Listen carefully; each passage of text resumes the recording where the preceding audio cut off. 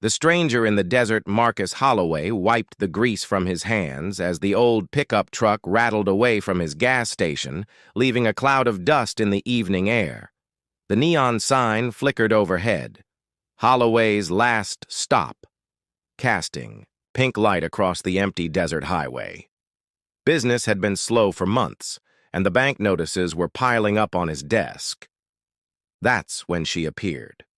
The woman emerged from the heat shimmer like a mirage, walking steadily down the asphalt with no luggage, no car, nothing but the simple clothes on her back. Her dark hair caught the dying sunlight, and there was something about the way she moved, too graceful, too precise, that made Marcus pause in his work. "Excuse me?" she said, her voice carrying a slight accent he couldn't place. "I'm looking for work. Any kind of work." Marcus studied her carefully. She was beautiful in an otherworldly way, with sharp cheekbones and eyes that seemed to hold depths he couldn't fathom. But there was something else, a weariness that spoke of long travels and heavy burdens. "What's your name?" he asked. "Vera," she replied without hesitation. "Vera Kane." "Well, Vera Kane, I can barely afford to keep this place running, let alone hire help." Marcus gestured at the rundown station with its 2 ancient pumps and the garage bay where his tools lay scattered. "Unless you know something about fixing cars and don't mind working for room and board plus whatever I can scrape together." Something flickered in her eyes, relief perhaps or surprise. "I can learn quickly." "There's a small apartment above the office," Marcus said, surprising himself.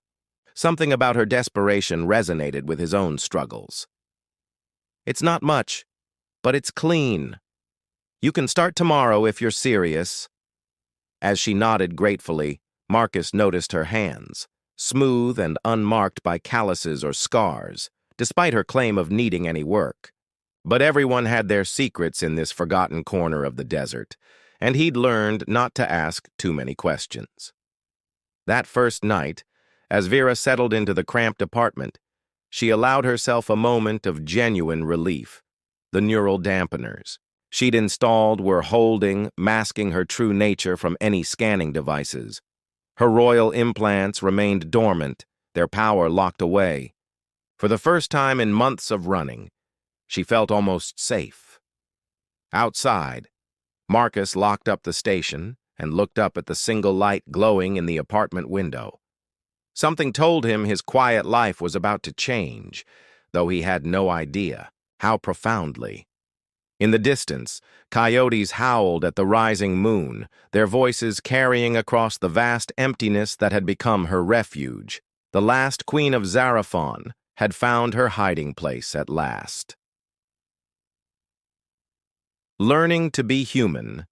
3 weeks into her employment, Vera Kane had become indispensable to Marcus in ways that both impressed and puzzled him. She learned automotive repair with an intuitive understanding that seemed impossible for someone who claimed to be a complete novice. When old Pete Daniels brought in his ancient Ford with a transmission problem that had stumped 3 other mechanics, Vera diagnosed it in minutes. "How did you know the torque converter was shot just by listening?" Marcus asked, watching her work with tools that seemed to bend to her will. "Lucky guess," she replied, but Marcus caught the slight hesitation in her voice. The oddities were mounting.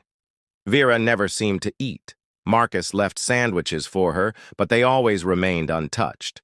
She worked through the blazing desert heat without sweating, and once, when a faulty wire sent a dangerous surge through the hydraulic lift, she'd grabbed it barehanded and somehow grounded the electricity without injury. But it was the small human moments that surprised him most. When Mrs. Patterson's granddaughter drew a crayon picture of the gas station and gave it to Vera, he saw something crack in her carefully controlled expression.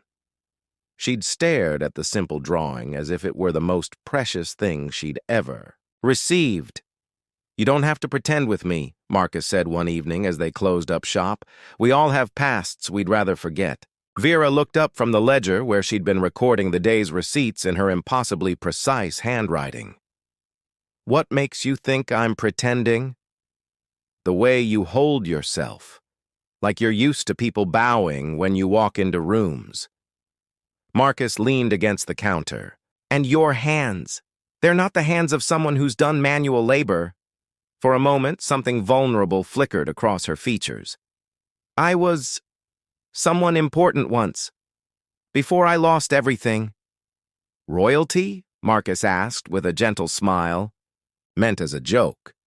The way she froze told him he'd hit closer to the truth than he'd imagined. Something like that, she whispered. That night, as thunderclouds gathered over the desert, Vera stood at her apartment window watching the lightning dance across the sky. Each flash reminded her of the plasma bombardments that had destroyed her homeworld's capital. Her people, scientists, artists, philosophers who'd built a civilization spanning star systems, were gone. Only she remained, the last of her bloodline, hiding among these remarkable humans who showed kindness to strangers. Below, she could see Marcus in his own apartment, reading by lamplight. He'd given her sanctuary without asking for explanations, had treated her with dignity even when her strangeness became obvious. There was something about humans, their resilience, their capacity for trust, that her own advanced species had somehow lost in their pursuit of perfection. Thunder rolled across the desert as Vera made a silent promise. Whatever happened, she would protect this place and the man who'd shown her what sanctuary truly meant. The bond of trust. 2 months after Vera's arrival, Holloway's last stop had been transformed. Word of mouth brought customers from 3 counties over, all eager to experience the mysterious mechanic who could resurrect engines everyone else had given up on. Marcus found himself actually turning a profit for the first time in years. But success brought scrutiny, and scrutiny was dangerous for someone in hiding. "You've been good for business," Marcus said one afternoon, watching Vera effortlessly lift an engine block that should have required the hydraulic crane. She set it down as if it weighed nothing, then seemed to realize what she'd done. "Adrenaline," she said quickly. Marcus nodded, though they both knew it was a lie. Their relationship had settled into a comfortable routine of half-truths and unspoken understanding. He didn't push for answers, and she tried to be more careful about revealing her inhuman capabilities. The evening routine had become precious to both of them. After closing, they'd sit on the old bench behind the station, sharing a beer while watching the sunset paint the desert in impossible colors. Marcus would tell stories about growing up in the small town, about his dreams of seeing the world, that had died when his father left him the failing station. Vera would listen with an intensity that made him feel heard in a way he'd never experienced. "What about you?" he asked one night. "What was your life like before?" Vera was quiet for so long he thought she wouldn't answer.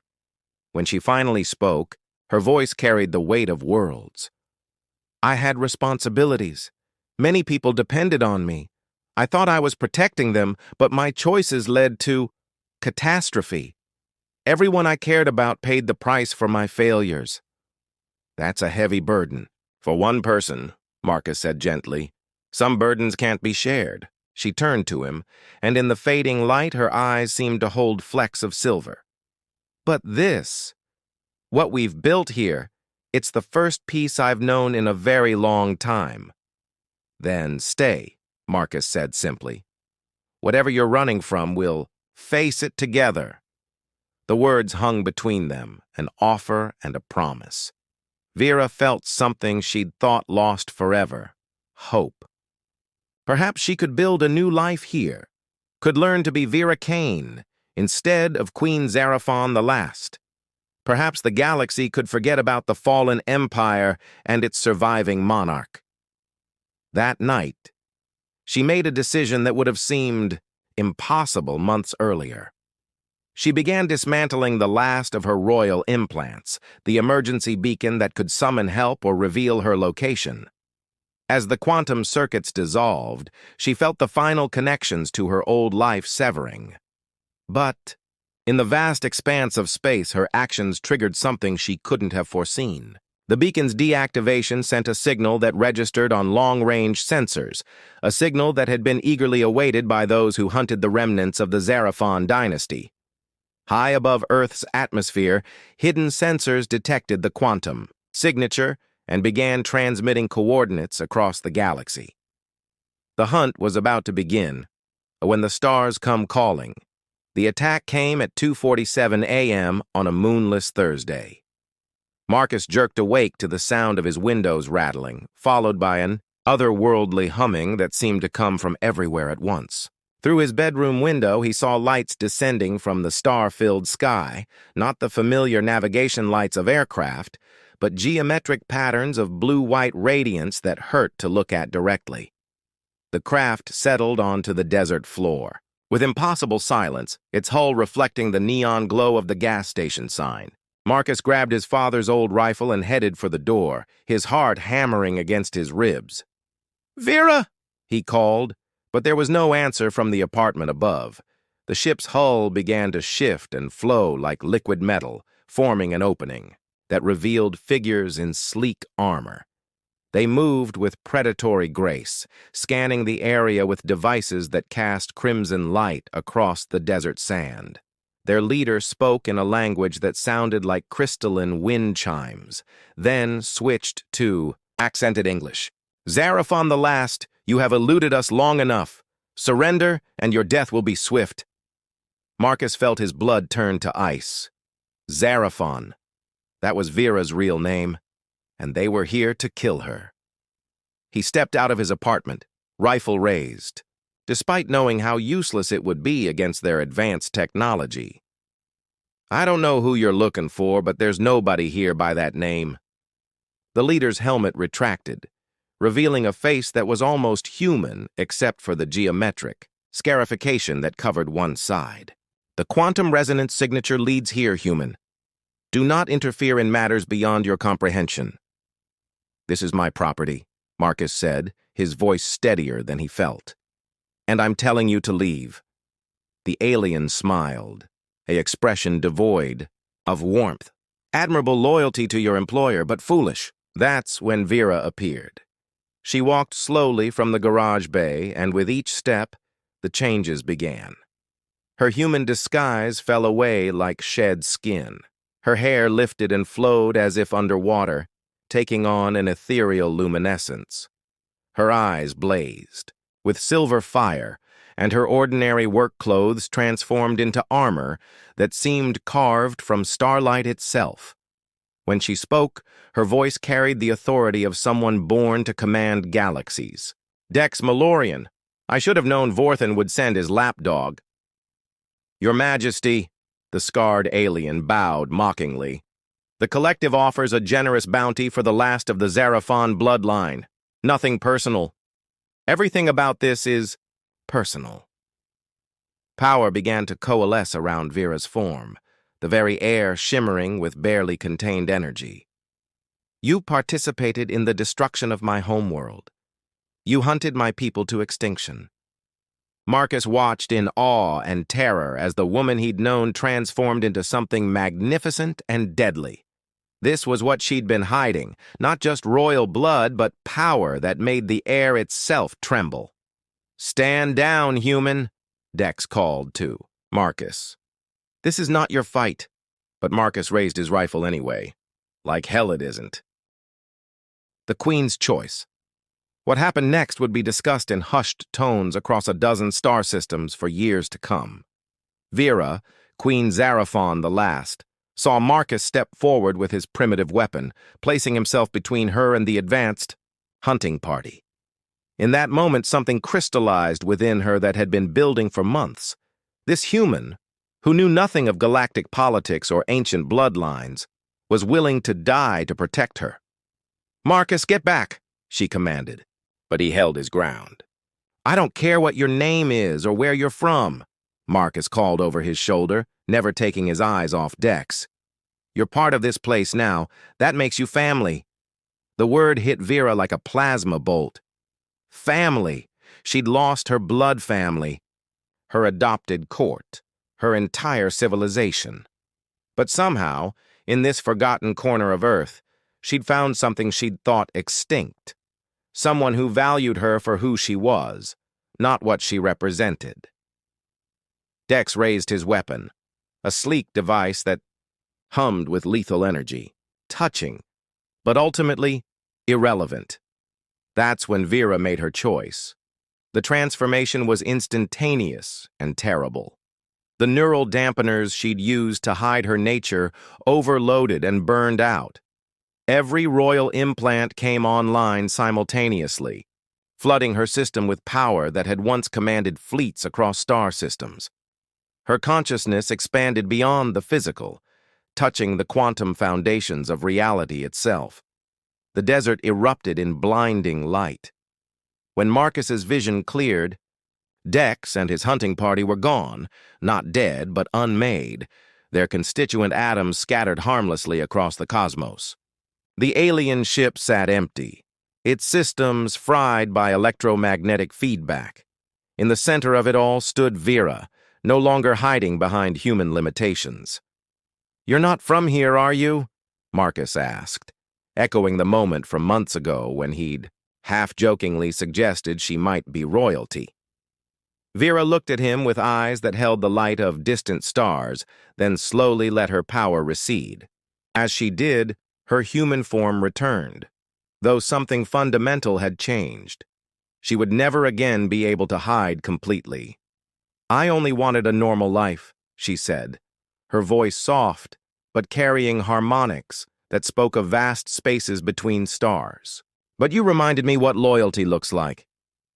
Marcus lowered his rifle and walked to her, unafraid despite having witnessed power that could reshape worlds.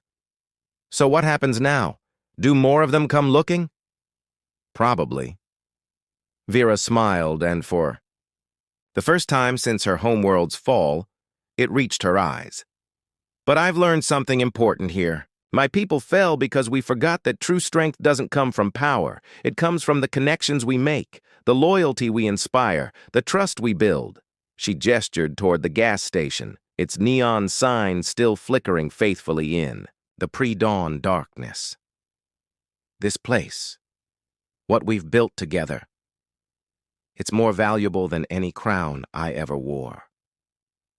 As the sun began to rise over the desert, painting the sky in brilliant oranges and purples, Marcus and Vera stood together beside the empty alien ship. Soon, government agents would arrive with questions they couldn't answer.